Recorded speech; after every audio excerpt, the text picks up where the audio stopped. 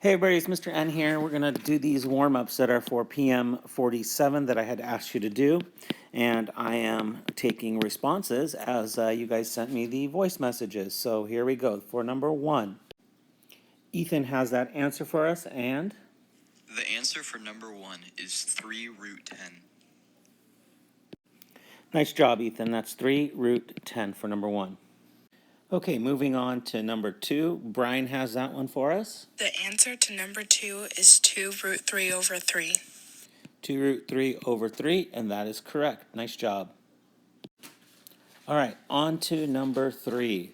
Seth has that one for us. The answer to number 3 is 13 from Seth. Thanks, Seth.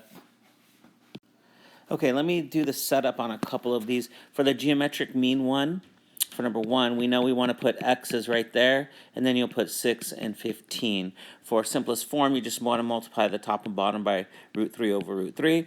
And then for number 3, the one that Seth did, we're just simply using the Pythagorean theorem. This is 5, 12. In fact, this comes out to be a Pythagorean triple, so this will end up being 13. Good job, Seth. All right, let's move on to number 4. All right, Haley has number 4 for us, and that X equals 25. great job, Haley. 25 is the correct answer. And again, for this one, just draw the rectangle. We have 24, 7, Pythagorean theorem there. And I believe Sophie has number 5 for us. The answer to number 5 is 12 root 2. That is correct. Good job, Sophie. All right, moving on to number 6. Okay, Emma Ramos has number 6 for us. The answer to number 6 is 2 root 11. Great job, Emma. That is correct. Let me set this one up for you guys. You have an isosceles triangle with lengths 12, 12, and 20. When you drop this perpendicular, it cuts it in half to make that a right angle. And we can go ahead and use the Pythagorean theorem to solve for this piece. Okay, number 7 will be Emily. Number 7 is obtuse. And that is correct. Let's move on to number 8. And Emma Diaz is going to do that one. The answer to number 8 is acute. Acute is correct. And moving on to number 9. And Brooke has number 9 for us. Number 9 is right. And right is correct. Okay, let's move on to number 10. Before we move on, though, real quick, remember, you're looking c squared has to be, c squared has to, you're comparing this to a squared plus b squared. If c squared is larger, then it's obtuse. If c squared is smaller, then it's acute. And if c squared equals, then it's right. All right, so let's move this up a little bit here. And number 10. And Joelle has number 10 for us. X is 13.8564, Y is 18.3303, and Z is 21.166. Good job, Joelle. And if you left those in root form, those would have been 8 root 3, 4 root 21, and 8 root 7. Now remember, when you're doing this one, this piece would be the geometric mean of these two. If you're looking at y, you could say y is the geometric mean, like this, of this piece 12, and the whole thing 28, and you could solve for y that way. And if you set this up to solve for z, you could say z, on this time we're talking about this leg, it would be the geometric mean of 16, and the whole thing this way, 28 as well. So that's one way to set it up and to get these problems. All right, so let's move on to number 11.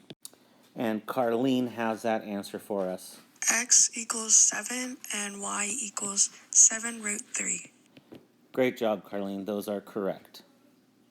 And here we're looking at this because it's a 60, 30, 90 triangle. So we go across a 60. That would be half from the hypotenuse.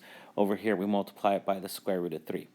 All right, let's take a look at these, starting with number 12. And here you're going to need to use sine, cosine, or tangent. You have to use your trig functions. So for number 12, we have Lucy Cav. Hi, this is Lucy Cav, and the answer to number 12 is 11.575.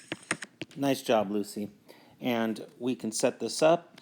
We need opposite and adjacent. Here's the angle, so we have the tangent of 24 equals the opposite over the adjacent, which is 26. So 26 times the tangent of 24 is our answer, and that would be it. So for number 13, we have Gavin. The answer to number 13 is 28. Nice job, Gavin.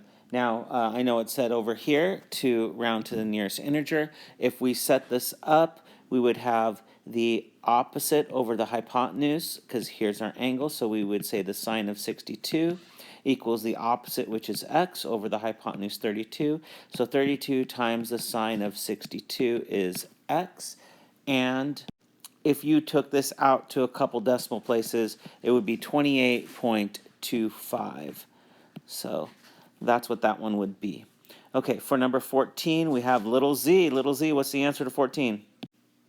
The answer to number 14 is x equals 34. Nice job. It's 34. And again, if we set this up, this time we have adjacent right here. There's the hypotenuse. So if we set this up, we've got the cosine of x being the adjacent 35 over the hypotenuse 42.